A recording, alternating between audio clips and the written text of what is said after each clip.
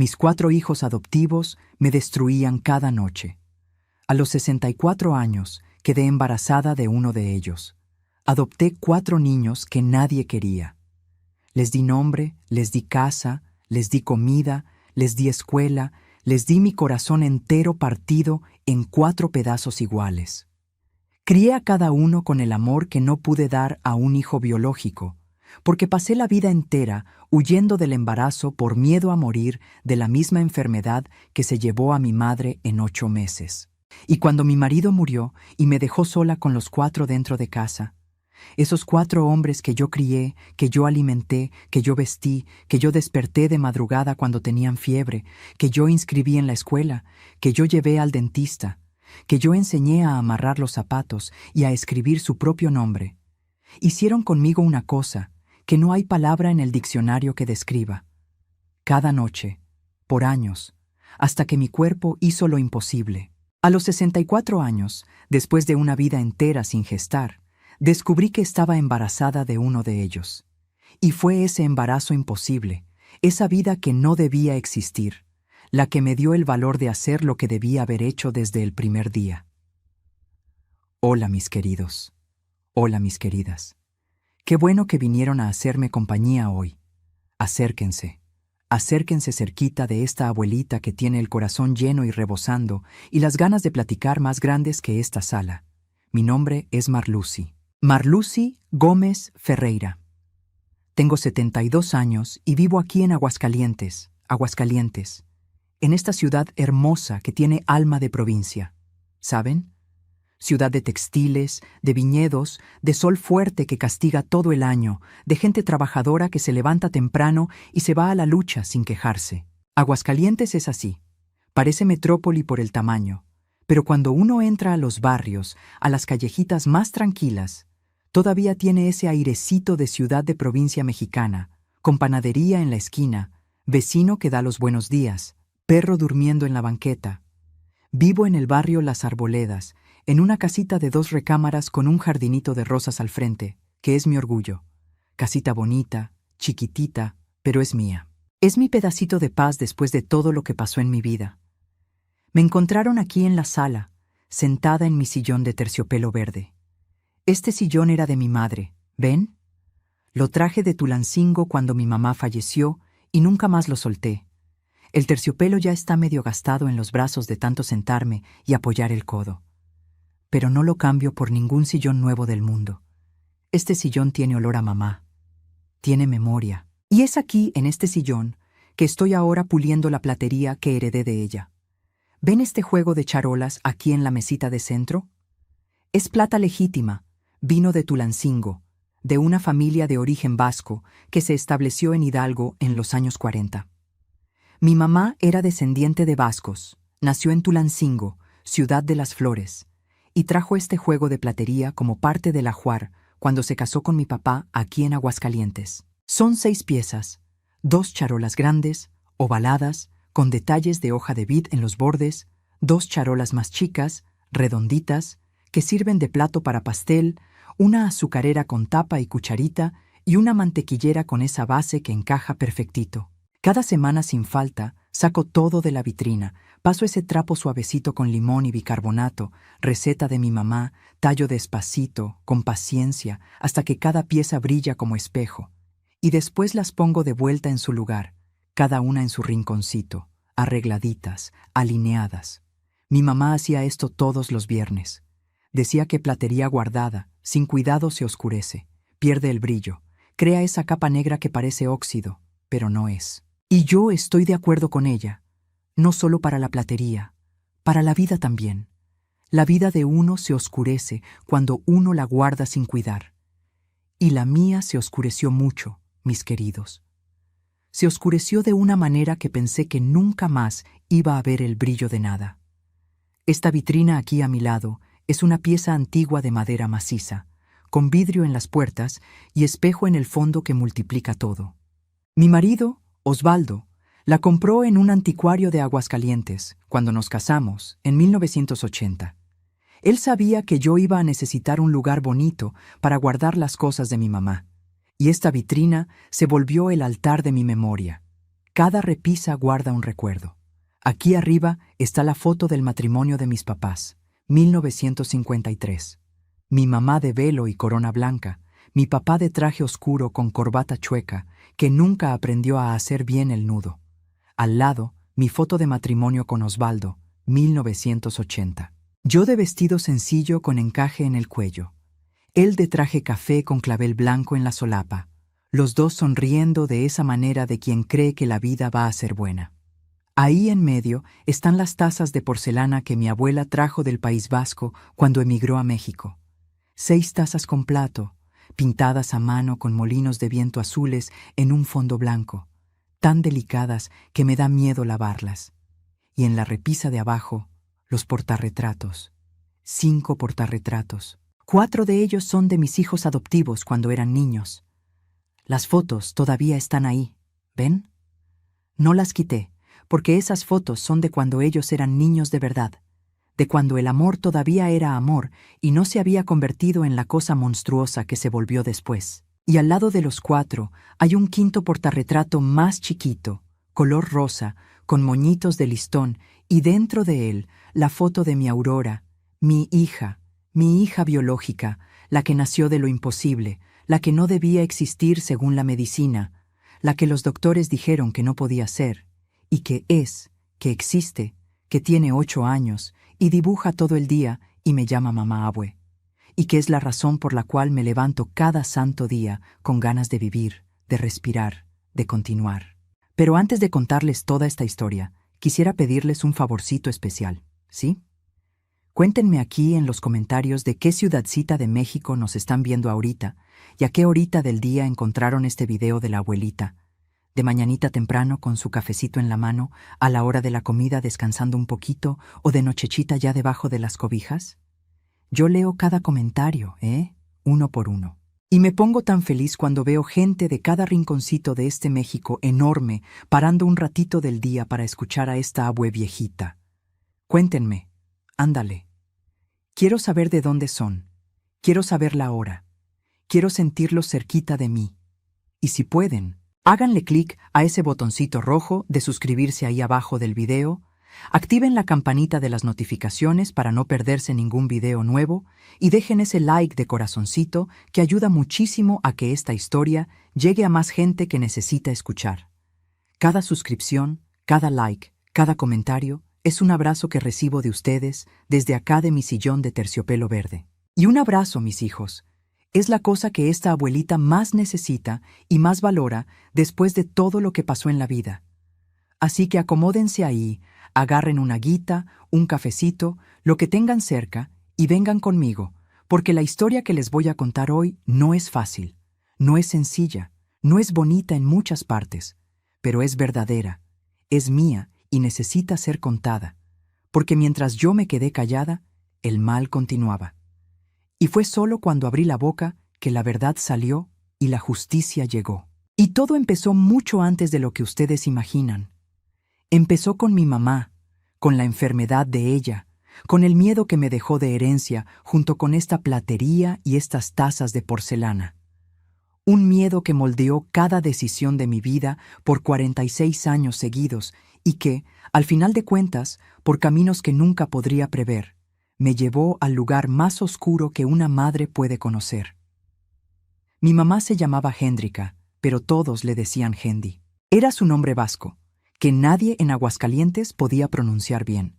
Entonces se volvió Hendi y ya, y así se quedó por el resto de su vida.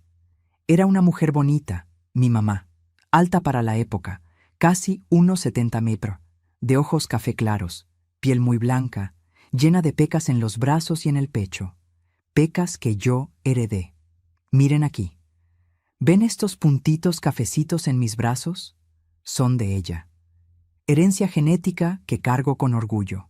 Cabello castaño claro, ondulado, que siempre se lo amarraba en un chongo bajo con pasadores negros. Manos largas, dedos finos, manos de quien trabajaba, pero que tenían una elegancia natural. Hablaba español con un acento vasco que nunca perdió, aunque vivió 30 años en México.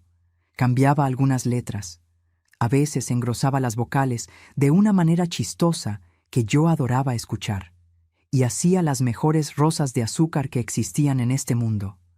Rosas moldeadas en azúcar cristal de colores. Una receta que trajo de Tulancingo y que hacía cada Semana Santa para adornar la mesa. Rosas rosas, amarillas, rojas, blancas. Yo me quedaba hipnotizada, viéndola hacerlas, derritiendo el azúcar a fuego bajito, vaciándola en los moldes de lata, esperando a que se enfriara para desmoldar con cuidado. Cada rosa era una obra de arte, y yo pensaba, mi mamá transforma azúcar en flor.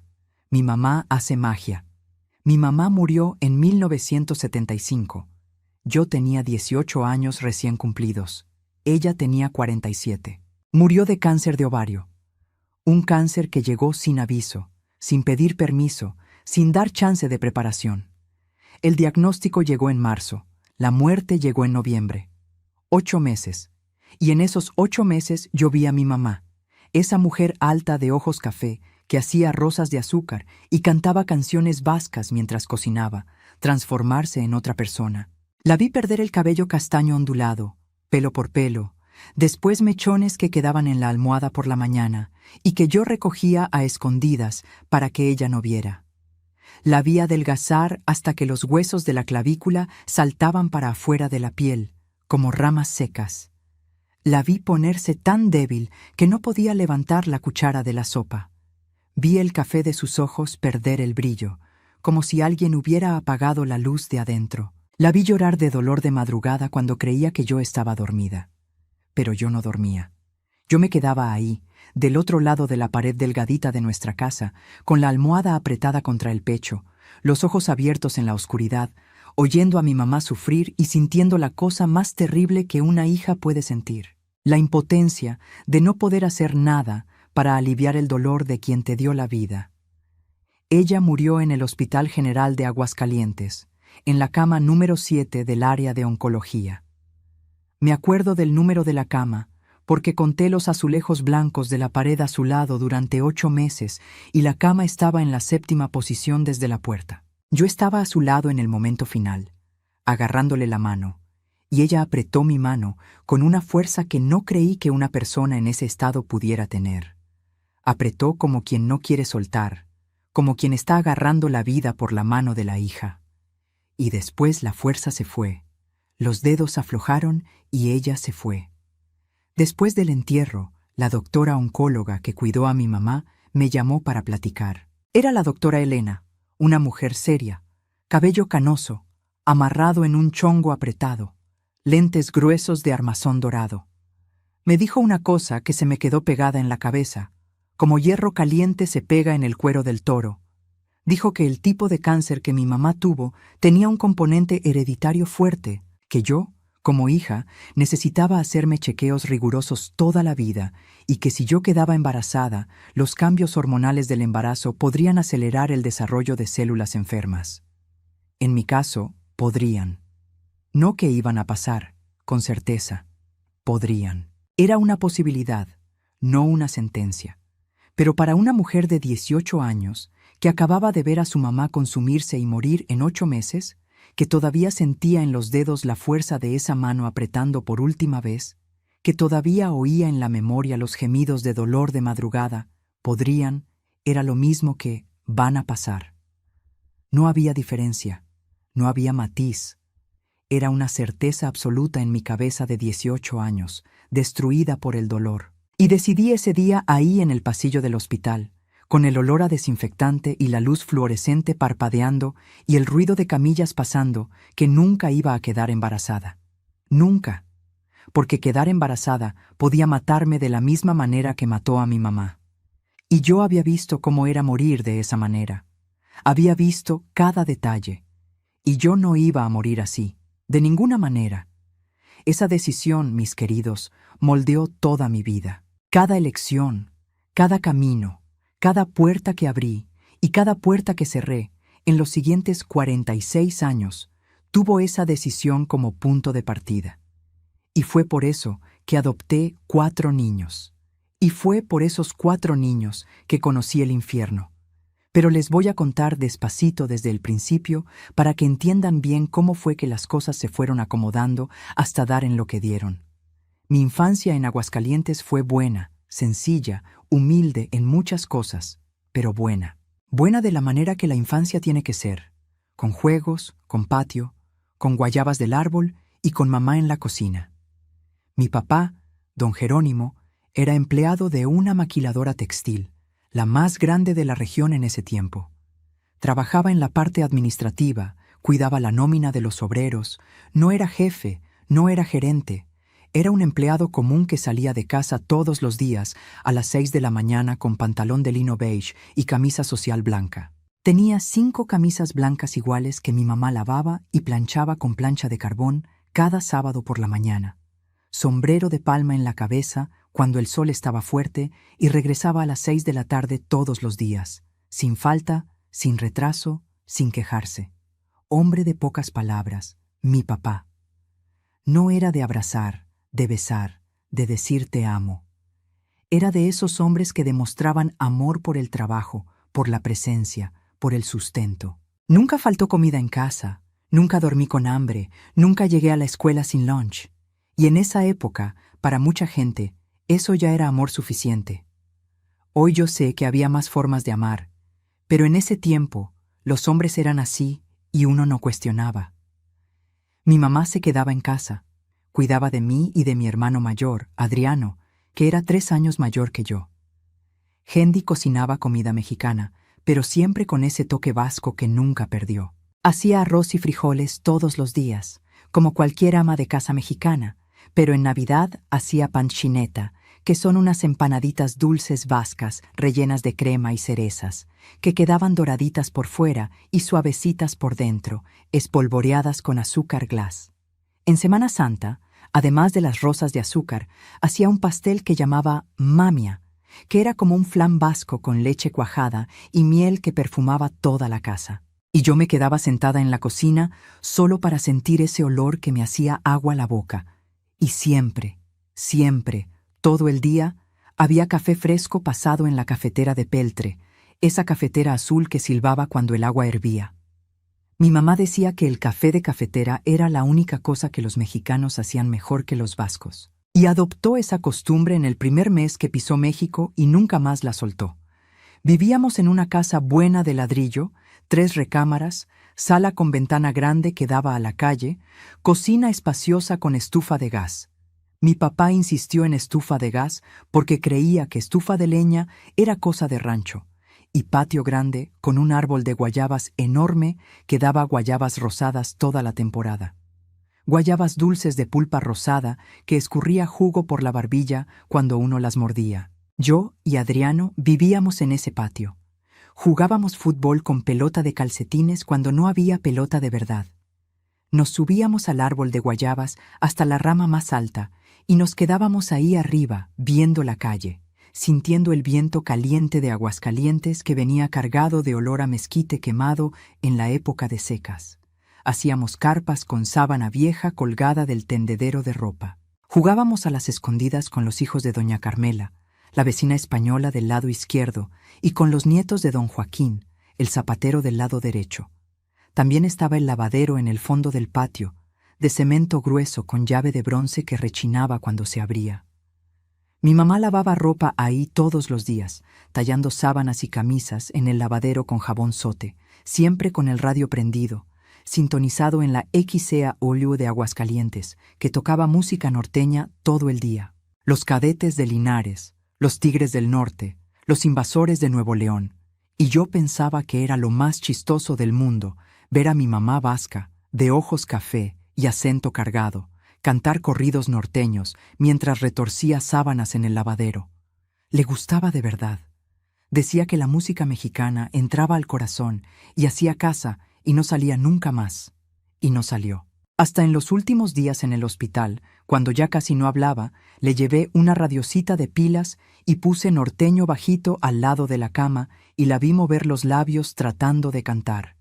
Estudié en el Colegio Guadalupe Victoria de Aguascalientes, escuela rigurosa, seria, de uniforme almidonado, zapatos negros lustrados y monja en la dirección que rezaba el rosario en el patio antes de la primera clase. Yo era alumna aplicada, me gustaba estudiar, sacaba buenas calificaciones. Mi materia favorita era ciencias. La maestra, profesora Carmen, una mujer de lentes de fondo de botella y cabello siempre amarrado en cola de caballo, fue quien me hizo gustar de la biología. Explicaba el cuerpo humano con una pasión que contagiaba. Cómo el corazón bombea sangre, cómo el pulmón respira, cómo cada célula tiene una función. Yo lo encontraba fascinante. Lo encontraba bonito, cómo el cuerpo era una máquina perfecta. Ironía, ¿verdad, mis queridos? La mujer que más amó la biología fue la mujer que más le tuvo miedo a su propio cuerpo. Mi hermano Adriano era mi compañero de todo. 3 años mayor, más alto, cabello cortado al cepillo, rodilla siempre raspada de tanto subirse a los árboles y caerse de la bici. Me protegía en la escuela, peleaba con quien me molestara, caminaba conmigo en la calle, me enseñaba a andar en bicicleta en el asfalto de nuestra calle, agarrando el asiento por atrás hasta que yo ganara equilibrio. Adriano quería ser ingeniero. Vivía desarmando radios, relojes, ventiladores, todo lo que tuviera tornillos. Él lo desarmaba para ver cómo funcionaba por dentro. Mi papá veía las piezas regadas en el piso de la sala y movía la cabeza, pero en el fondo tenía orgullo. Y cuando llegó el momento, Adriano se fue a Guadalajara a estudiar ingeniería en la UDG. Y yo me quedé con mis papás, me quedé con las guayabas, me quedé con el olor a café en la cafetera de peltre y los corridos en el radio. Los domingos íbamos a misa de 8 en la Catedral de Aguascalientes, ahí en el centro. Misa con padre de sotana, incienso, campanas tocando. Después de misa, mi papá nos llevaba a la panadería La Espiga, que estaba en la esquina del Jardín de San Marcos, y compraba bolillo calientito, pan de dulce recién horneado y 1 litro de leche en botella de vidrio. Regresábamos a casa caminando, yo cargando la bolsa del pan con cuidado para no aplastarlo, Adriano equilibrando el litro de leche en la cabeza para demostrar que podía sin derramarlo, mi papá adelante con las manos en las bolsas del pantalón y mi mamá a su lado, el brazo entrelazado con el de él, sonriendo de esa manera callada que tenía. Eran mañanas buenas, mañanas sencillas, mañanas con olor a pan caliente y café fresco y sol de domingo. Mañanas que guardé en un rinconcito profundo del pecho y que me sostuvieron en los años más oscuros de mi vida, cuando necesitaba recordar que las cosas buenas existían. Teníamos buenos vecinos en esa calle. Doña Carmela, española de Valencia, que hacía paella en el brasero de la cocina y siempre mandaba un plato enorme para nosotros, con arroz amarillo, mariscos y pollo. Don Joaquín, zapatero que tenía el taller en la cochera de su casa, que arreglaba zapatos todo el día y contaba chistes a todo el que pasaba en la banqueta y se reía de su propio chiste antes de terminar. Doña Lucía, que criaba gallinas en el fondo del patio y cada semana traía 1 docena de huevos de rancho para mi mamá, envueltos en un trapo de cocina de cuadritos. Aguascalientes, en los años 60, era así. Ciudad que estaba creciendo, que se estaba volviendo importante por las maquiladoras y la industria textil, pero en los barrios todavía tenía cara de provincia. Todo el mundo se conocía por el nombre, por el apodo, por el oficio. Todo el mundo se ayudaba. Si faltaba azúcar, se le pedía al vecino. Si llovía fuerte y la calle se inundaba, todos salían de sus casas con escobas para barrer el agua juntos. Era comunidad de verdad, gente que se importaba. Y en ese ambiente de patio y guayabas, de misa el domingo y café de peltre, yo crecí creyendo que la vida era gentil, que las personas eran buenas, que el amor protegía de todo. Y no podía saber que la enfermedad silenciosa dentro de mi mamá iba a cambiar todo, iba a transformar no solo su vida, sino la mía, iba a transformarme en una mujer con miedo de vivir. Y ese miedo, mis queridos, fue la raíz de todo lo que vino después. Cuando mi mamá se enfermó en marzo del 75, yo estaba terminando la prepa. Dejé la escuela. No lo pensé 2 veces. Mi papá necesitaba trabajar. Adriano estaba en Guadalajara cursando el último año de ingeniería y quedé yo para cuidar a mi mamá. Solo yo. Acababa de cumplir 18 años y de repente la vida me sacó del salón de clases y me puso en un cuarto de hospital. fueron 8 meses de cuidado total. Yo le daba baño con cuidado, con delicadeza, sosteniendo ese cuerpo que se iba poniendo cada vez más ligero, más frágil, como si los huesos fueran hechos de ramitas. Cambiaba las sábanas todos los días porque ella sudaba mucho por la medicina. Preparaba caldo aguado de verduras licuadas, porque ya no podía tragar nada sólido. La llevaba al hospital 2 veces por semana para quimioterapia. En ese camión de la línea municipal que brincaba mucho en los topes y ella se mareaba en el camino, sosteniendo una bolsa de plástico en el regazo. Y cada noche, antes de dormir, me sentaba en la orilla de su cama, le agarraba la mano y me quedaba ahí quieta, solo agarrándola. Y ella apretaba, apretaba fuerte, como si mi mano fuera el ancla que le impedía ser llevada. Después que mi mamá murió y la doctora Elena habló esas palabras sobre el riesgo hereditario, tomé mi decisión, firme, definitiva, inamovible, nunca quedar embarazada. Y cumplí. Tomé anticonceptivos de los 18 a los 52 años, sin fallar un solo día. Cuando entré a la menopausia, pensé que podía relajarme, pero el miedo no se relajó. El miedo nunca duerme. Y por precaución, aunque ya en menopausia, me hice la salpingoclasia. Porque en mi cabeza la precaución nunca era de más. Porque el fantasma de mi mamá muriendo en esa cama de hospital nunca salió de dentro de mí. Estaba ahí pegado como las pecas en el brazo. Herencia que no se quita con ningún jabón. Conocí a Osvaldo en 1978, 3 años después de la muerte de mi mamá. Yo tenía 21 años, él tenía 36. Nos conocimos en una kermes de la Catedral de Aguascalientes en junio, fiesta de San Juan. La plaza estaba adornada con banderitas de colores, fogata prendida en medio, puestos de comida y de juegos alrededor, música norteña tocando en las bocinas. Osvaldo estaba en el puesto de la pesca, tratando de pescar un pescadito de plástico con una varita de carrizo chueca y riéndose de sí mismo porque no podía.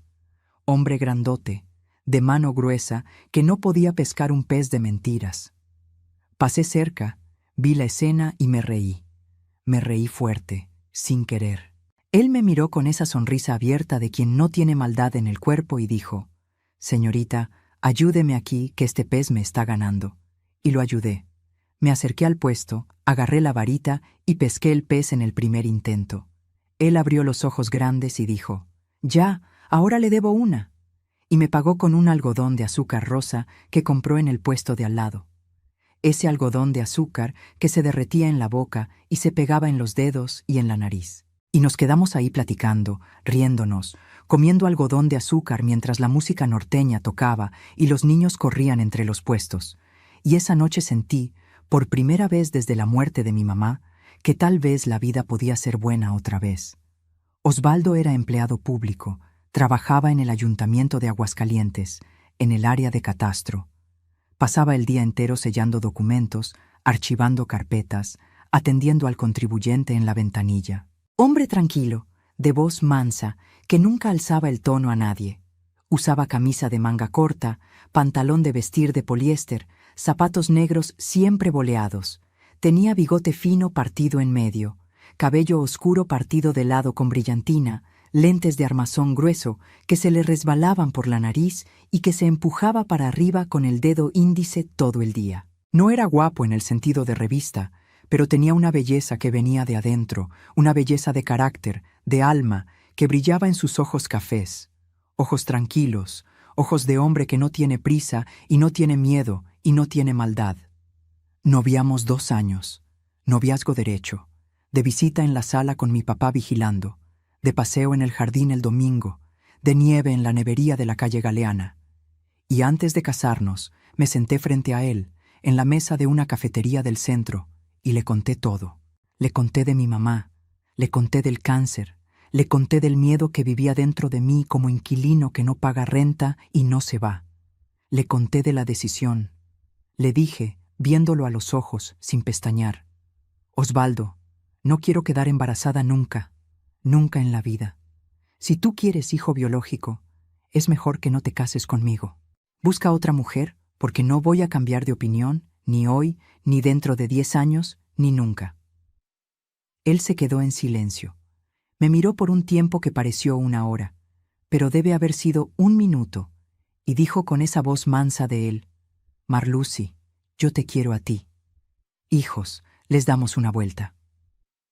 Nos casamos en 1980, boda sencilla en la Catedral de Aguascalientes, misa a las 10 de la mañana, comida en casa de mis suegros con arroz, frijoles charros, pollo asado y pastel de naranja.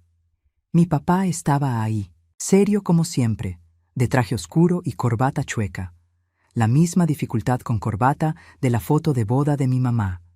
Pero vi que se limpió una lágrima cuando pasé por el pasillo de brazo con él. Adriano vino de Guadalajara, ya graduado de ingeniería, ya novio de una muchacha tapatía llamada Sandra. Mi mamá no estaba, pero llevé una de las charolas de plata de ella en la mesa del pastel, para que estuviera ahí de alguna manera, para que participara, para que su plata brillara en mi día.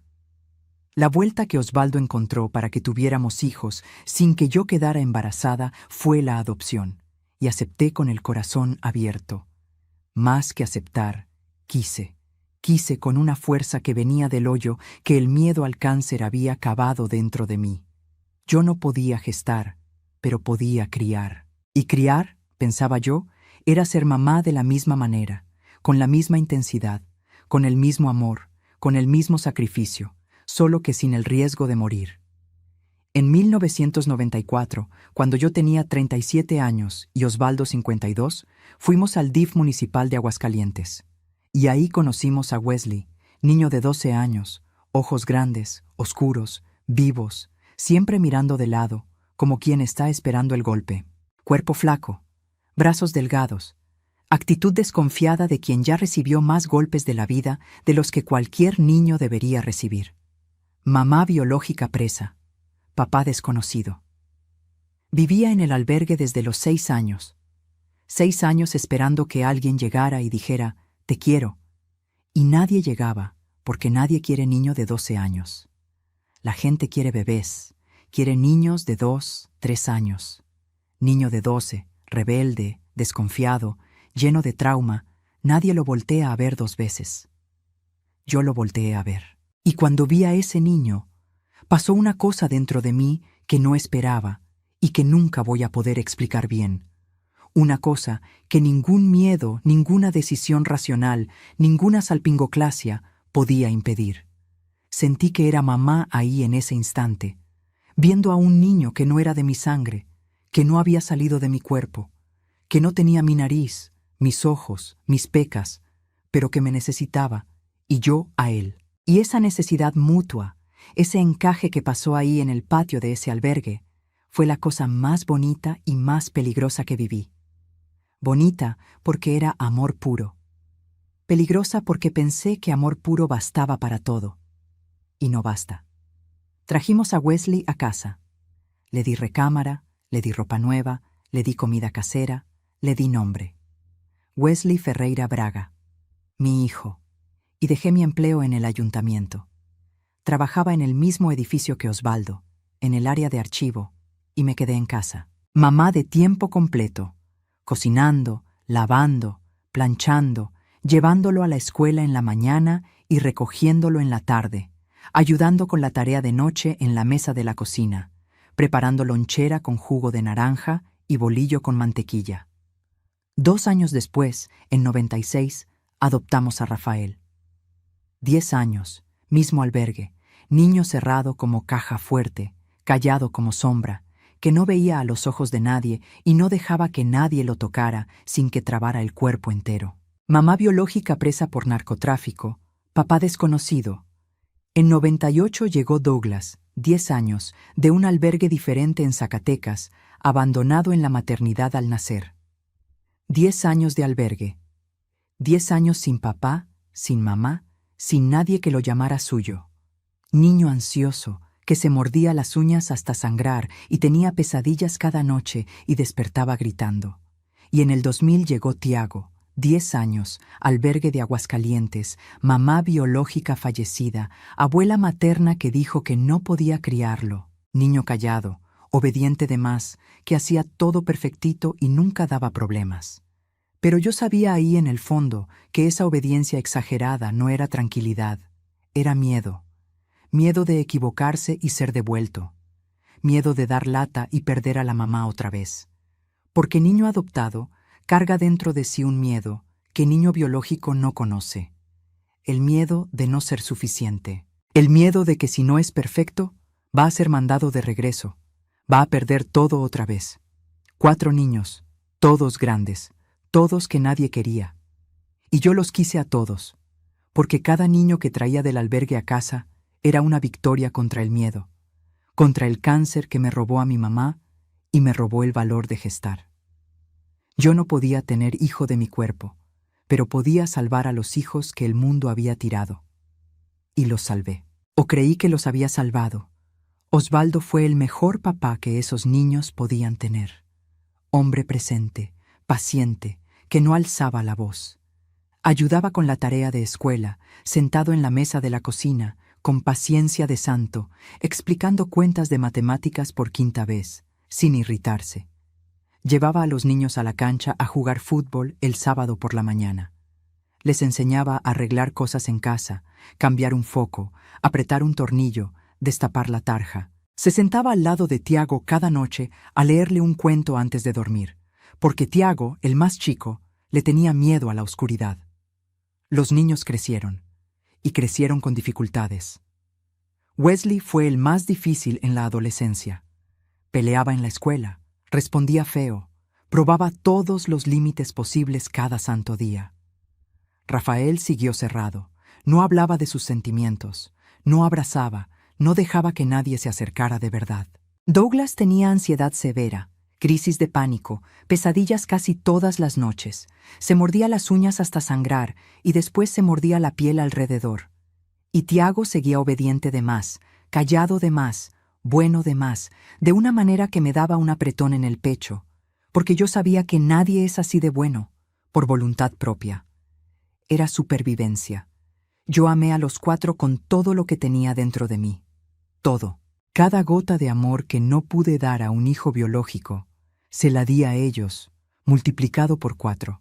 Cada abrazo, cada pastel de cumpleaños con velitas y las mañanitas cantadas. Cada noche despierta cuando uno de ellos tenía fiebre. Cada inscripción de escuela, cada uniforme comprado, cada cuaderno nuevo, cada consulta de dentista, cada Navidad con regalo debajo del árbol, cada Semana Santa con huevo de chocolate. Yo fui mamá. Fui mamá con letra mayúscula, con todo lo que la palabra significa. Y pensé que bastaba. Pensé que amor curaba trauma, que el regazo arreglaba el abandono, que cariño, rutina, comida caliente y buena escuela llenaban los hoyos que tenían dentro del pecho. Pero no los llenaron. La psicóloga me dijo después, mucho tiempo después, cuando ya era demasiado tarde para arreglar: Doña Marlucy, amor no cura trauma. Amor ayuda, amor sostiene, pero trauma necesita tratamiento profesional. Necesita terapia seria, continua, con profesional especializado. Y sus hijos nunca hicieron terapia de verdad. Y tenía razón. Nunca los puse en terapia, porque en mi cabeza mamá resolvía todo. Mamá era hospital, escuela, psicóloga y padre, todo junto. Mamá curaba con regazo y con caldo y con abrazo apretado, y estaba redondamente equivocada. Equivocada de una manera que me costó la cosa más preciosa que tenía, mi dignidad. Osvaldo empezó a sentir dolores en el 2008. Dolor en la espalda que no pasaba, cansancio que no mejoraba con descanso, dificultad para orinar. Hombre de 66 años que le tenía pavor al doctor, que creía que hombre no podía mostrar debilidad, que no pisaba un urólogo hacía más de 10 años. Cuando finalmente se dio y fue, porque el dolor ya no lo dejaba dormir, ya era tarde. Cáncer de próstata, avanzado, con metástasis en los huesos. Mis queridos, ¿pueden imaginar lo que sentí cuando escuché esa palabra? Cáncer. Otra vez. No en mi cuerpo, pero en el cuerpo del hombre que dormía a mi lado cada noche hacía casi 30 años. El mismo tipo de enfermedad, el mismo tipo de sentencia, la misma destrucción lenta que ya había visto una vez y que ahora iba a ver otra vez. El tratamiento duró 2 años. Quimioterapia, radioterapia, cirugía, más quimioterapia. Y vi en Osvaldo lo que había visto en mi mamá.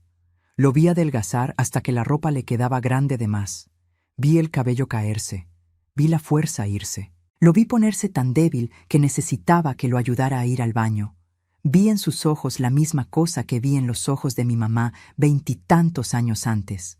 La lucha entre querer quedarse y no poder aguantar. Y otra vez, yo estaba ahí al lado de la cama, agarrando la mano. Otra vez. Osvaldo murió en julio del 2010 en casa, en nuestra cama. Pidió morir en casa, no en el hospital. Dijo que quería irse en el lugar donde fue feliz. Y fue. Murió agarrando mi mano, apretando con esa fuerza que ya conocía, la misma fuerza de mi mamá, la fuerza de quien se está agarrando a la vida por la mano de quien ama. Y después los dedos aflojaron y se fue. Igualito. Cuando Osvaldo murió, me quedé sola con 4 hijos hombres dentro de casa. Tenía 53 años, viuda. Wesley con 28, Rafael con 24, Douglas con 22, Tiago con 20. Ninguno se había ido de casa, ninguno tenía empleo fijo. Wesley hacía chambitas de albañil aquí y allá. Rafael era repartidor de farmacia. Douglas no hacía nada, pasaba el día acostado. Tiago estaba en el 3er año de ingeniería en una universidad privada, el único que parecía haber encontrado un rumbo. La pensión de Osvaldo era casi 5,000 pesos al mes, más mi pensión. Regresé a trabajar en el ayuntamiento después que los niños crecieron y me pensioné en el 2005. En total, entraban casi 8,000 al mes en casa. Para Aguascalientes daba para vivir con comodidad. Y los 4 lo sabían. Sabían exactamente cuánto entraba. Sabían que yo pagaba todo. Renta no había porque la casa era propia, pero agua, luz, gas, súper, ropa, todo era yo. Y cuando Osvaldo murió, el único hombre de la casa, la única voz que ellos obedecían, la única autoridad que mantenía la estructura de pie, el equilibrio que todavía existía se desmoronó como casa de termitas cuando se patea. El cambio fue gradual. Fue como agua entrando por la rendija despacito, silenciosa. Y cuando uno se da cuenta, ya inundó todo. Primero fue el respeto que desapareció. Cosas pequeñas, un tono de voz más alto, una respuesta atravesada, una mirada que ya no tenía cariño, solo exigencia. Después fue el dinero. Ellos empezaron a exigir, no pedir, mis queridos, exigir como si yo estuviera obligada, como si el dinero fuera de ellos por derecho. Dinero para salir de noche, dinero para comprar ropa de marca, dinero para alcohol. Wesley tomaba cerveza cada noche, después pasó al mezcal. Rafael tomaba escondido en su cuarto, solo. Douglas empezó con marihuana, después fue a cosa más pesada, polvo blanco que yo encontraba en papelitos doblados en la bolsa del pantalón cuando iba a lavar ropa. Tiago dejó la universidad en el 3er año, faltando año y medio para graduarse, el único logro real, y lo tiró, y empezó a tomar también. Yo daba el dinero. Daba porque era mamá, y en mi cabeza mamá da, mamá sostiene, mamá no niega, principalmente mamá adoptiva. Porque mamá adoptiva, mis queridos, carga una culpa que mamá biológica no conoce. La culpa de no haber gestado, la sensación constante de que necesita compensar, de que si niega algo, el hijo va a pensar que no es mamá de verdad, que no ama de verdad, que la va a devolver. Devolver. La palabra más pesada del diccionario de la adopción. Y los 4 aprendieron a usar esa palabra como arma, como cuchillo, como veneno. Cuando yo trataba de negar algo, cuando le decía no a Wesley que quería $200 para salir el fin de semana, él decía, si usted fuera mi mamá de verdad, no me negaría. De verdad. 2 palabras, 7 letras cada una. Y esas 2 palabras juntas cortaban más hondo que cualquier cosa en el mundo. Porque yo había pasado 20 años tratando de demostrar que era mamá de verdad. 20 años de pastel de cumpleaños, de noches sin dormir, de citas médicas, de tarea de escuela, de abrazos, de te amo. y una frase de 7 segundos deshacía 20 años de esfuerzo. Después del dinero, vino el control. Los 4 empezaron a mandar en la casa como si fueran dueños, y yo la empleada. Decidían quién entraba y quién salía. Yo no podía recibir visitas sin que ellos autorizaran. No podía contestar teléfono sin que ellos oyeran la conversación. No podía ir al súper sin avisar a dónde iba, cuánto iba a tardar y para qué iba. Si salía y me tardaba más de lo previsto, cuando regresaba, había gritos. ¿Dónde estaba, señora? ¿Con quién? ¿Haciendo qué? El mismo interrogatorio que marido controlador hace con esposa. Pero no era marido, eran 4 hijos, 4 hombres adultos que yo crié controlando a una mujer de 60 años que pagaba sus cuentas. Después vino la violencia verbal, insultos, humillación. Vieja inútil, vieja latosa, vieja que no sirve para nada. Si no fuera por la pensión, ¿para qué serviría, señora? Gritaban en mi cara frente al vecino que venía a traer un plato de comida y regresaba asustado. Wesley rompía cosas cuando estaba borracho. Puertas, espejos, televisión. Una vez aventó mi radio contra la pared. El radio que Osvaldo me regaló de aniversario de boda. Se hizo pedazos en el piso. Y me quedé ahí viendo los pedazos. Y lo que sentía no era coraje, era luto. Luto por cada pedazo de cosa buena que iban destruyendo dentro y fuera de mí.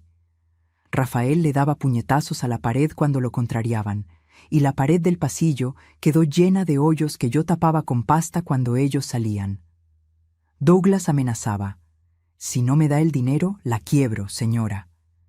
Y yo sabía que era capaz, porque Douglas, cuando estaba bajo el efecto de lo que usaba, tenía los ojos de vidrio, sin alma, sin reconocimiento. Me veía y no veía mamá, veía obstáculo. Después vino la violencia de verdad. La primera cachetada fue de Wesley en el 2015. Le negué $200. Me dio una cachetada en la cara, en la cocina donde cociné para él durante 20 años, en la cocina donde hice pastel de cumpleaños con velitas. En la cocina donde calenté leche cuando él era niño de 12 años recién llegado del albergue y tenía miedo de dormir solo, y venía a sentarse en la silla cerca de mí mientras yo lavaba los trastes. Y en esa misma cocina, esa mano me pegó. La mano que agarré cuando llegó asustado, la mano que lavé cuando tenía varicela, la mano que le enseñé a agarrar el tenedor, a escribir su nombre, a apretar un tornillo. Y ahora me pegaba. No lloré de dolor. El dolor físico fue poco. Una cachetada. No rompió nada, no sangró. Pero el dolor de adentro fue tan grande que pensé que me iba a morir ahí en la cocina de corazón partido. Y después de la cachetada vino cosa peor. Mucho peor. La cosa que no tengo palabras correctas para decir, porque las palabras que existen para describir esto fueron hechas para otra situación. Fueron hechas para describir extraño haciendo con extraña. No fueron hechas para describir hijo haciendo con mamá. Y cuando es hijo haciendo con mamá, las palabras quedan chiquitas de más, no alcanzan, no dan cuenta. El horror es más grande que cualquier palabra inventada. Douglas fue el primero en el 2018. Yo tenía 61 años. De madrugada, entró a mi recámara borracho. El olor a alcohol y a cigarro llenó el aire antes de que llegara a la cama. Desperté con el peso de él, con la mano de él. Y lo que pasó en esa recámara en la oscuridad, con el radio de la casa del vecino tocando bajito allá afuera y un perro ladrando en algún lugar de la calle, destruyó en mí una cosa que no sabía que podía ser destruida, porque pensé que después de perder a mi mamá, después de perder a mi marido, después de pasar la vida con miedo al cáncer, no había más nada que pudiera destruirme. Pero había cosa peor, mucho peor. Mi cuerpo se trabó, quedó duro, paralizado, y mi mente se fue para otro lugar. La psicóloga me explicó después que eso tiene nombre: disociación. El cuerpo se queda y la mente se va para protegerse. Y mi mente se fue a Tulancingo, a la ciudad donde mi mamá nació, a un campo de rosas que nunca conocí, pero que imaginaba desde chiquita, cuando mi mamá contaba cómo era su tierra. Rosas rosas, amarillas, rojas, extendiéndose hasta el horizonte debajo de un cielo azul limpio. Fui para allá en mi cabeza, fui lejos, mientras mi cuerpo se quedaba ahí en esa cama en Aguascalientes. De mañana, Douglas actuó como si nada hubiera pasado. Salió de la recámara antes de que me levantara. Cuando fui a la cocina, estaba sentado en la mesa, comiendo bolillo con mantequilla, tomando café. «Buenos días, mamá». «Buenos días». Normal. Rutina. Como si la noche anterior fuera una pesadilla que solo existió en mi cabeza. Pero no era pesadilla. Yo sabía que no era. El cuerpo lo sabía, el dolor lo sabía, la vergüenza lo sabía. No le conté a nadie. Porque ¿quién iba a creer? Hijo adoptivo que hace eso con la mamá adoptiva. La primera cosa que la sociedad iba a decir era: «Ven, adoptó al delincuente, niño de albergue es así. Mala sangre es mala sangre». Iban a transformar mi dolor en argumento contra la adopción. Iban a decir que fue culpa mía por adoptar niño grande. Iban a usar mi historia para desalentar a otras familias de adoptar. Y yo no iba a permitir, porque adopción no es el problema. Yo sé que no es. Adopción es la cosa más bonita que existe. El problema fue el trauma que nadie trató, que yo no traté, que pensé que amor solo resolvía. Y mi silencio, mi callarme, protegió no a los niños, sino al mal que hacían. Después de Douglas vino Wesley, después Rafael y por último Tiago, el callado, el obediente, el que hizo universidad, el que parecía diferente de todos. Los 4. Cada uno en su momento, cada uno en su día, nunca juntos, siempre separados, como si la maldad de uno autorizara la maldad del otro, como si fuera una puerta que, una vez abierta, no cerraba más. Y cada uno pasaba por ella cuando quería. Yo tenía 61, 62, 63 años. En mi propia casa, en mi propia cama, en la recámara que compartí con Osvaldo durante 30 años, en la recámara donde fui amada, respetada, protegida. Y ahora en esa misma recámara, sin Osvaldo, yo era la cosa más desprotegida del mundo. La noche se volvió mi tormento. El sol se iba y el miedo llegaba.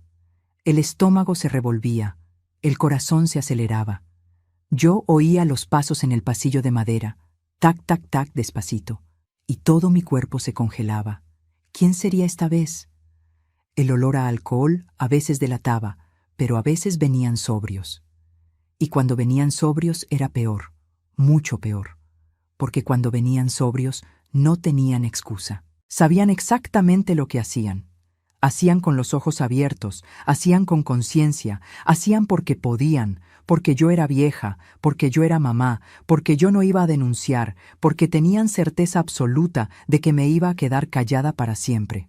Y me quedaba callada, me quedaba presa, no por cadena de fierro, no por candado, no por pared, presa por el amor que di y que ellos transformaron en mi prisión. Presa por la vergüenza que me sofocaba cada mañana cuando me veía en el espejo del baño y no reconocía a la mujer que miraba de vuelta. Presa por el miedo de lo que el mundo iba a decir si se enteraba. Presa por la culpa de pensar que de alguna manera eso era culpa mía, que hice algo mal, que fallé en la crianza, que no fui mamá suficiente y por eso merecía. No merecía. Ninguna mujer merece, ninguna mamá merece. Pero cuando uno está dentro del huracán, no puede ver eso. Solo puede ver el viento destruyendo todo alrededor. En febrero del 2022, mi cuerpo empezó a dar señales extrañas. Náusea de mañana, cansancio que no pasaba, pecho adolorido, mareo. Tenía 64 años.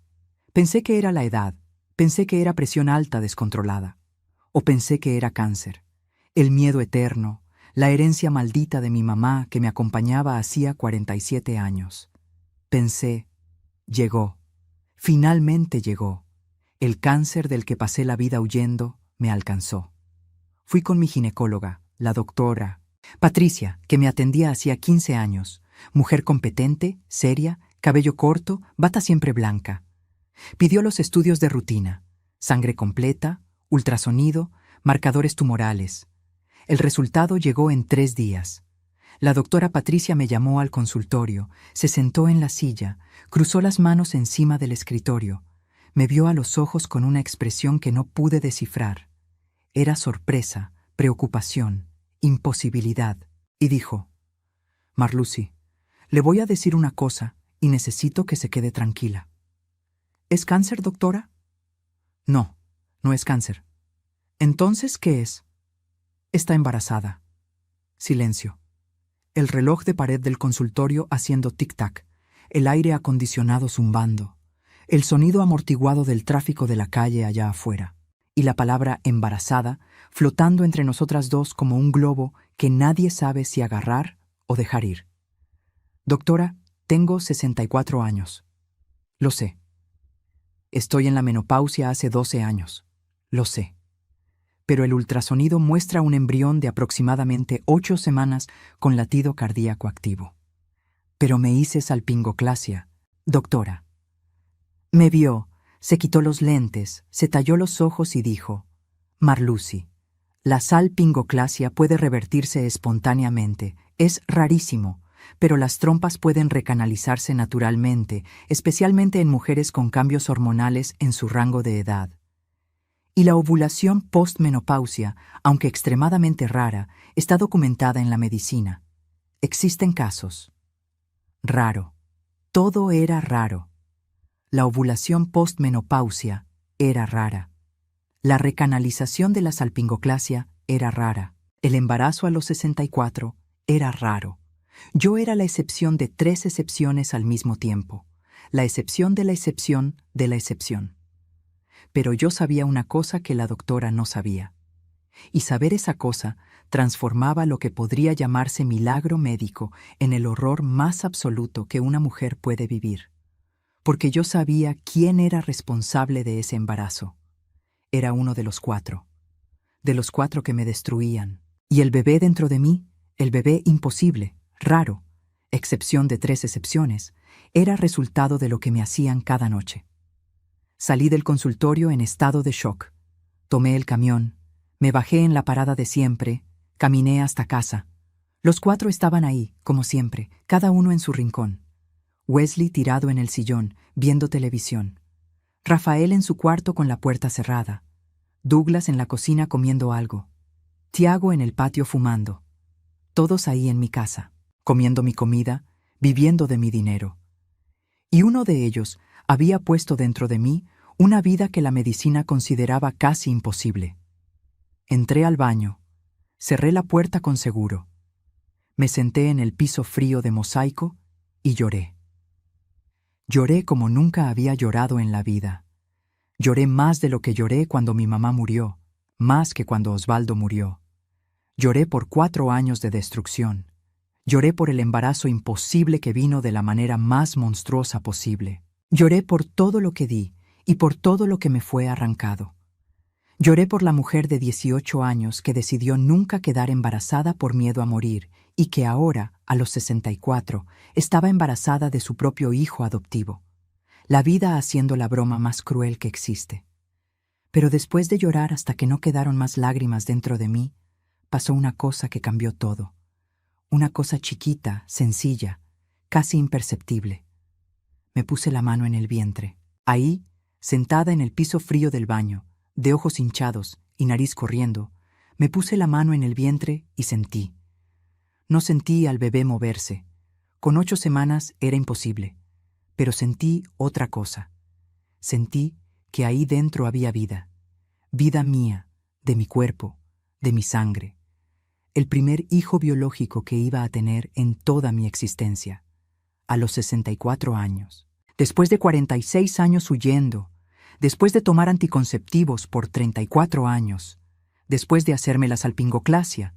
Después de todo, mi cuerpo, este cuerpo que pasé toda la vida con miedo, que pensé que me iba a matar, estaba haciendo exactamente aquello que le prohibí hacer durante 4 décadas y media. Estaba gestando vida, y en ese piso de baño, con la mano en el vientre y la certeza de que ahí dentro había un corazón latiendo que vino de mi corazón, tomé 3 decisiones firmes, definitivas, sin vuelta.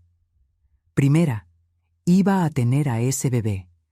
No por religión, no por moral, no por obligación, porque ese bebé era mío, de mi cuerpo, de mi sangre biológica. El hecho de haber venido de la violencia no cambiaba el hecho de que era mío, y lo iba a tener. Segunda, me iba de esa casa con el bebé en el vientre, lejos de los 4. Tercera, iba a denunciar. Iba a abrir la boca, iba a hablar, iba a contar todo, aunque el mundo entero me juzgara, aunque dijeran que adopté mal, que fue culpa mía, que merecía. Iba a hablar, porque ya no era solo por mí, era por el bebé, por la vida dentro de mí, que no había pedido existir, pero que existía y que merecía un mundo sin esos 4 hombres cerca. Al día siguiente, de mañana temprano, antes de que los 4 despertaran, salí de casa por la puerta de atrás, tomé el camión y fui al Ministerio Público especializado en violencia de género de Aguascalientes. Entré, me senté frente a la agente, una mujer llamada Lick, Andrea, morena, cabello amarrado, ojos firmes, y conté todo. Los 4 años, los 4 hijos, lo que me hacían cada noche, y el embarazo. La agente escuchó. Su rostro se fue endureciendo frase a frase, como cera que se enfría y se vuelve piedra. Cuando dije que estaba embarazada, dejó de escribir, soltó la pluma encima del escritorio, me vio y preguntó: ¿Cuál de los 4? Dije que no sabía. Podía ser cualquiera. Me explicó que cuando el bebé naciera, harían un estudio de ADN para identificar y que aún así los 4 responderían, porque los 4 lo hicieron. Usted es considerada vulnerable ante la ley, doña Marlucy, dijo. Persona adulta mayor siendo violentada por quienes viven en la misma casa. Los 4 van a responder. Levantó las órdenes de aprehensión. Los 4 fueron detenidos el mismo día en mi casa, en la casa que pagué con 30 años de trabajo y con la pensión de mi marido muerto. Wesley trató de brincar la barda del patio. Los policías lo agarraron antes de llegar a la calle. Rafael se quedó parado, mudo, sin decir una palabra, como si la voz se le hubiera evaporado. Douglas lloró. Lloró fuerte, de rodillas en el piso de la cocina. Mamá, perdón. Mamá estaba borracho. Mamá, perdón. Como si la borrachera justificara, como si el mezcal fuera excusa para destruir a la mujer que te dio nombre, casa, comida y amor durante 20 y tantos años. Y Tiago, el callado, el obediente, el que hizo universidad, me vio en la puerta de la sala, con los policías atrás de él, con las esposas listas, y dijo con una calma helada que me erizó la piel: nadie le va a creer a una vieja, nadie le va a creer a una vieja. 7 palabras. La frase de quien tiene certeza que el mundo es de los hombres, que mamá adoptiva de 64 años, embarazada, es historia que nadie se traga, que vieja es invisible, que vieja no tiene voz. Estaba equivocado, muy equivocado. El embarazo fue de altísimo riesgo. 64 años, hipertensión arterial, diabetes gestacional que apareció en el 3er mes, riesgo de preeclampsia, cuerpo que no fue hecho para gestar a esa edad. La doctora Patricia me acompañó semana a semana, a veces 2 veces por semana, monitoreando todo. Reposo absoluto a partir del 5.º mes. Internación en el Hospital General de Aguascalientes en el 8.º mes. El mismo hospital donde mi mamá murió de cáncer en el 75, el mismo edificio, el mismo olor a desinfectante y alcohol. La vida haciendo el círculo completo. Solo que esta vez no estaba ahí por la muerte, estaba por la vida. Y esa diferencia hacía que el pasillo entero pareciera diferente. El mismo pasillo, el mismo azulejo, el mismo olor, pero con significado opuesto. Mi hija nació en octubre del 2022, cesárea programada, prematura de 34 semanas, 2.1 kilos, chiquita, roja, arrugada, frágil como pajarito que cayó del nido, pero viva. Lloró en cuanto nació. Llanto fuerte, de pulmón abierto, de bebé que llegó y quiere quedarse. Cuando la enfermera la puso en mi pecho, piel con piel, como hacen ahora, el cuerpecito caliente y chiquitito de mi hija acostado en mi pecho de 64 años, entendí una cosa que me tardé toda la vida en entender. El miedo al cáncer me robó aquello.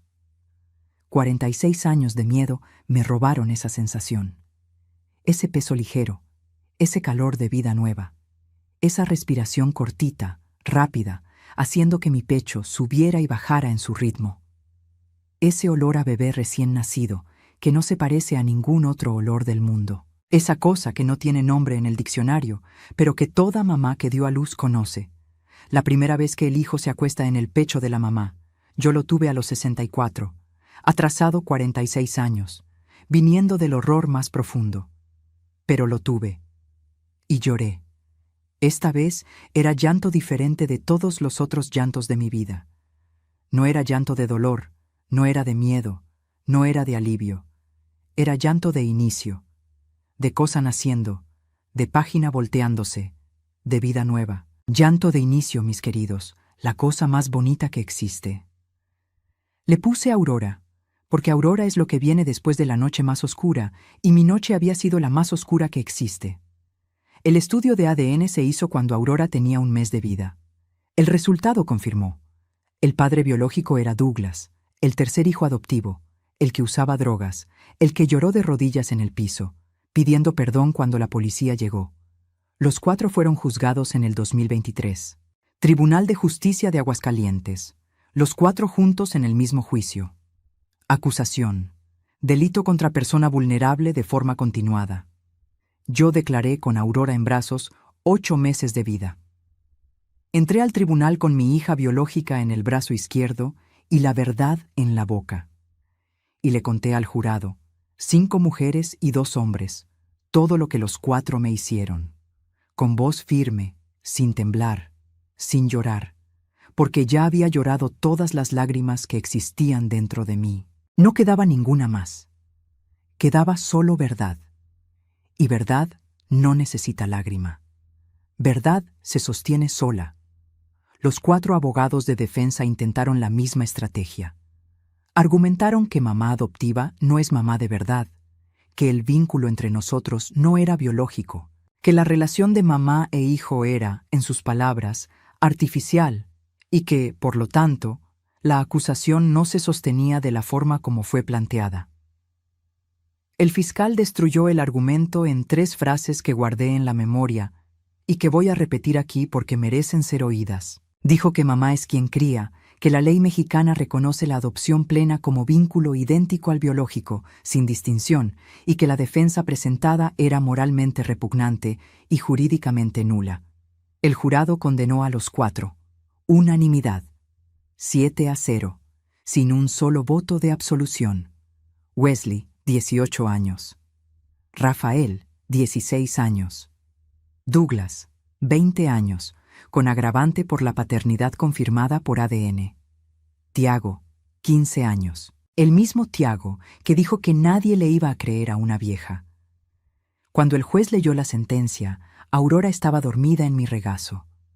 Dormida en paz, ajena a todo. Bebé de 8 meses que no sabía del juicio, no sabía de los delitos, no sabía que el hombre siendo condenado a 20 años ahí enfrente estaba biológicamente ligado a ella. No sabía nada del horror, solo sabía del pecho de mamá, del calor, del olor, y dormía en paz. Y la vi durmiendo y pensé, ¿es por esto? ¿Es por este sueño tranquilo? ¿Es por esta paz en su carita? Es por esto que abrí la boca, para que ella pueda dormir en paz por el resto de su vida. Hoy Aurora tiene 8 años. Es una niña sana, inteligente, llena de vida. Va a la escuela cada mañana con mochilita rosa en la espalda y lonchera de Frozen en la mano. Saca buenas calificaciones, le gusta dibujar. Dibuja todo el día. Cuadernos y más cuadernos de dibujos regados por la casa. Dibuja animalitos, flores, casas con jardín, familias. Siempre una mujer grande y una niña de la mano. Tiene cabello castaño, lacio, cortado a la altura del hombro, ojos claros tirando a miel, sonrisa grande que muestra los dientes de leche que todavía están cambiando. ¿Parecida a mí? Muy parecida. Si tiene algo de Douglas en la cara, elijo no verlo. Veo a mi hija y veo a mi hija. Solo eso. Mi hija. Ella no sabe nada. No sabe de la adopción de los hermanos. No sabe de lo que me pasó. No sabe quién es el papá biológico. Sabe que tiene mamá. Y sabe que la mamá es viejita. Me llama mamá abue, porque en la escuela los niños preguntan si soy abuela, y ella explica con esa firmeza de niño que no tiene duda de nada. No, ella es mi mamá abue. Mamá de 72 años con hija de 8. El mundo lo encuentra extraño.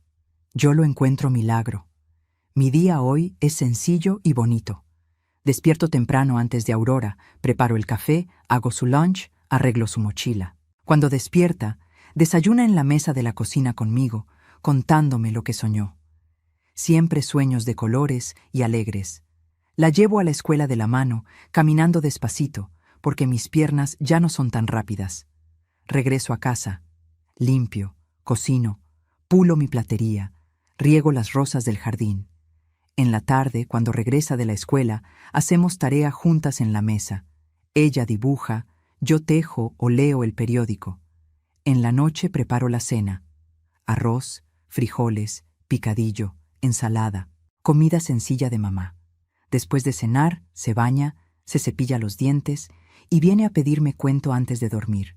Y cada noche, sin falta, me siento en la orilla de su cama, en su cuartito rosa, que decoré con mariposas de papel en la pared, y le leo un cuento.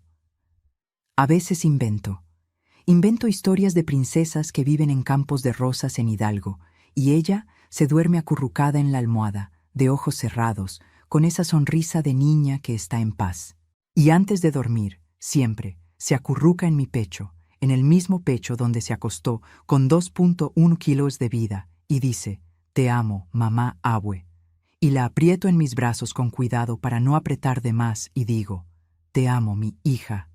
Y esa frase, mis queridos, mi hija a los 72 años es biológica, es de sangre, es de mi cuerpo.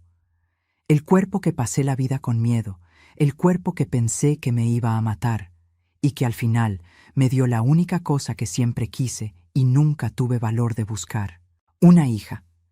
La psicóloga que me acompaña me preguntó una vez en el consultorio, con esa voz cuidadosa de quien está pisando terreno minado, «Doña Marlucy, ¿cómo puede amar a Aurora sabiendo cómo fue concebida?»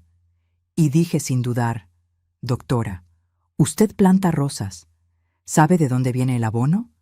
Viene de estiércol, de podredumbre, de cosa muerta y descompuesta. Y la rosa nace igual, linda, roja, perfumada. La rosa no sabe que vino del estiércol. Ella solo sabe que es rosa. Aurora es mi rosa y yo soy el jardín. Y es verdad, Aurora es mi rosa. Nació del peor abono que existe, pero nació y es linda. Y es mía. Nunca tuve cáncer. 72 años y nunca lo tuve. El miedo que me impidió quedar embarazada por 46 años era miedo de algo que nunca pasó. Nunca. Dejé de vivir por miedo a morir. Pasé 4 décadas y media huyendo de una enfermedad que nunca llegó. Y cuando la vida finalmente llegó, llegó de la manera más chueca, más imposible, más dolorosa que podía llegar. Llegó sí misma, de donde no debía venir, y floreció donde nadie esperaba. Igual que rosa en el estiércol. Igual que aurora después de la noche más oscura que existe. Y ahora, mis queridos y mis queridas, quiero hablarles directamente a ustedes, a cada persona que me está escuchando ahora, de cualquier rinconcito de México o del mundo. Si ustedes son mamás adoptivas o papás adoptivos, quiero decirles una cosa importante. Adopción es el acto más bonito que un ser humano puede hacer. Es agarrar a un niño que el mundo rechazó y decir, yo te escojo. Es amor en la forma más pura que existe. No dejen que mi historia manche la belleza de la adopción. Lo que me pasó, no pasó porque adopté. Pasó porque pensé que amor solo curaba trauma. Y no cura. Amor ayuda. Amor sostiene. Amor es esencial. Pero trauma necesita tratamiento profesional, necesita psicólogo, terapeuta, gente especializada. Si ustedes adoptaron o están pensando en adoptar, no cometan mi error. Busquen acompañamiento desde el primer día. No esperen a que el problema aparezca para correr. Prevengan, cuiden, traten. Amor con acompañamiento profesional. Sí, amor solo, pensando que mamá resuelve todo, no. Y si ustedes son personas adultas mayores que están sufriendo dentro de su propia casa, que están siendo maltratadas, humilladas, controladas, destruidas por hijos, por nietos, por nueras, por yernos, por quien sea, quiero decirles una cosa que me tardé 4 años en entender, pero que ahora digo, con toda la certeza de mi corazón, de 72 años. Denuncien. No se queden calladas. No se queden callados. No protejan a quien les está haciendo daño. No tengan vergüenza. La vergüenza es de quien hace el mal, no de quien sufre el mal. Cuando finalmente abrí la boca, me senté en ese ministerio público y conté la verdad. La justicia llegó. Tardó, pero llegó. Y llegó con fuerza. 7-0. Unanimidad. Porque la verdad, cuando sale de la garganta de quien sufrió callado por años, es tan fuerte que nadie puede ignorarla. Tiago dijo que nadie le iba a creer a una vieja. 7 jurados creyeron y condenaron. Y él está preso y yo estoy libre. Y Aurora está durmiendo en paz cada noche, y mis rosas están floreciendo en el jardín y mi platería está brillando en la vitrina. Y el desayuno es tranquilo, y el sol de Aguascalientes entra por la ventana y la vida continúa. Y es buena. Después de todo, es buena. Mi cuerpo de 64 años, el cuerpo que pasé toda la vida pensando que me iba a matar, hizo una cosa que la medicina llamó casi imposible.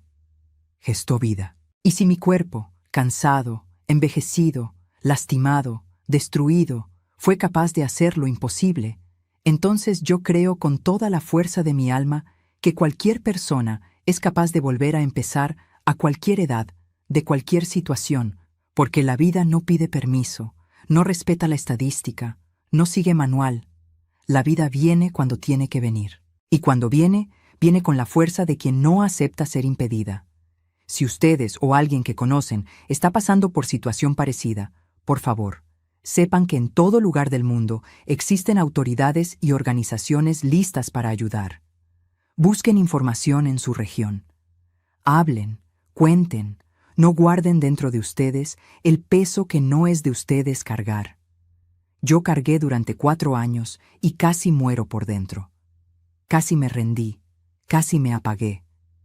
Pero una vida dentro de mí me prendió otra vez. Y estoy aquí contando para que otra mujer no espere 4 años para hablar, para que otra mamá no necesite un embarazo imposible para encontrar valor. El valor ya está dentro de ustedes. Siempre estuvo. A veces solo necesita un empujón. Dejen que mi historia sea ese empujón. Esta historia no es entretenimiento, mis queridos. No es novela, no es ficción. Es la vida de una mujer de carne y hueso que se sentó en este sillón de terciopelo verde con la platería de la mamá vasca brillando en la vitrina y decidió abrir el pecho y mostrar las cicatrices. Las muestro no para que sientan lástima. Las muestro para que sepan que cicatriz no es el fin. Cicatriz es prueba de que la herida cerró. Y si cerró, es porque sobreviví. Y si sobreviví, ustedes también sobreviven. Esta historia es concientización, es prevención. Es una abue diciéndole a otra mujer del otro lado de la pantalla: te veo, te escucho, sé lo que es y hay salida. Yo soy la prueba viva de que hay salida. Y ahora, mis queridos, la petición final de esta abue. Si esta historia tocó su corazón, si los hizo pararse a pensar, si los hizo abrazar a alguien más fuerte hoy, los necesito. Háganle clic a ese botoncito rojo de suscribirse, activen la campanita de las notificaciones para no perderse ningún video nuevo y dejen ese like de corazoncito, porque cada like, cada suscripción, ayuda a que esta historia viaje más lejos y alcance a más gente que necesita escuchar. Y para quien se quedó hasta el final, para quien escuchó cada palabra de esta abue hasta ahora, les pido una cosa especial. Escriban en los comentarios la palabra Aurora. Solo esa palabra. Aurora. Para que yo sepa que se quedaron, para que yo sepa que la historia de mi hija, de mi Rosa, de mi razón de vivir, llegó a su corazón. Escriban a Aurora y cuéntenme de qué ciudadcita nos están viendo y a qué horita del día encontraron este video. De mañanita, de tarde, de nochechita. Yo leo cada comentario, cada uno, con el corazón abierto y los ojos llenos de gratitud. Háganlo ahora. No esperen ni un minutito más, porque cada comentario es un abrazo que recibo. Y un abrazo, mis hijos, es la cosa que esta abue más valora en el mundo después de todo lo que pasó. Un beso enorme, apretado de esos de abuela que no quiere soltar, en el corazón de cada uno de ustedes. De la abue Marlucy, desde Aguascalientes, sentada en el sillón de terciopelo verde de la mamá vasca, con la platería brillando en la vitrina y Aurora dibujando en la mesa de la cocina, con todo el amor de este corazón que ya fue destruido pedazo por pedazo, que ya sangró por dentro de una manera que nadie veía, que ya pensó que no iba a aguantar ni un día más, pero que ahora late más fuerte que nunca. Late por mí, late por Aurora, late por cada mujer que está escuchando esto y pensando, ¿será que puedo salir de esto? Puedes, mi hija. Puedes, sí. Si esta abue de 72 años, que pasó la vida huyendo de la vida por miedo a la muerte, pudo encontrar valor sentada en el piso de un baño con un embarazo imposible en el vientre, entonces tú también puedes. Yo creo en ti de la misma manera que creo en Aurora, de la misma manera que creo que Rosa nace del estiércol, que Aurora nace de la noche más oscura y que la vida, mis queridos, siempre, siempre, siempre encuentra una manera de florecer. Hasta luego. Que Dios los bendiga a cada uno de ustedes. Y no se olviden, Aurora en los comentarios. Esta abue los está esperando.